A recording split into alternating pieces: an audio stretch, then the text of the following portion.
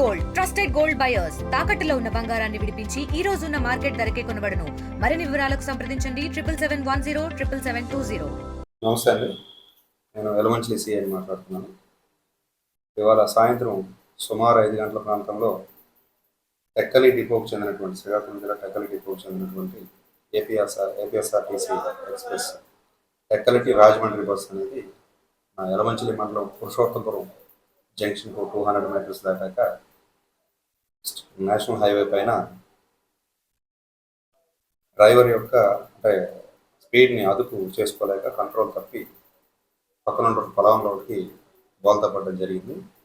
ఎదురు ముందు వెళ్తున్నటువంటి 2 వీలర్ని తప్పించిపోయి కంట్రోల్ తప్పి బస్సు అనేది పొలాల్లోకి బోల్తా పడి ఒక 6గురికి ఇంజురీస్ అయినాయి. ఇందులో ఇమీడియట్గా మన పోలీస్ వారు, హైవే పెట్రోలింగ్ వాళ్ళు, అంబులెన్స్ 6 మెంబర్స్ని కూడా అనకాపల్లి ఎన్టీఆర్ హాస్పిటల్ షిఫ్ట్ చేయడం జరిగింది.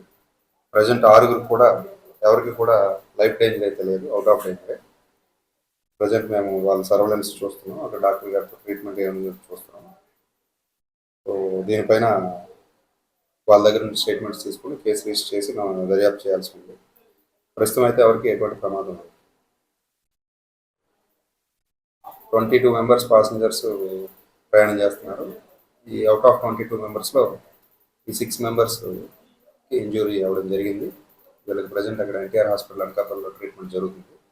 సో యాజ్ పర్ డాక్టర్ గారి వెర్షన్ ప్రకారం, డాక్టర్ గారు చెప్పిన దాని ప్రకారం ఎవరికి కూడా ప్రాణాపాయం అయితే. మరిన్ని వీడియోస్ కోసం ఛానల్ ని సబ్స్క్రైబ్ చేయండి. లేటెస్ట్ అప్డేట్స్ కోసం వాట్సాప్ ఛానల్ ని ఫాలో అవ్వండి. ఆ లింక్ డిస్క్రిప్షన్ లో ఉంది.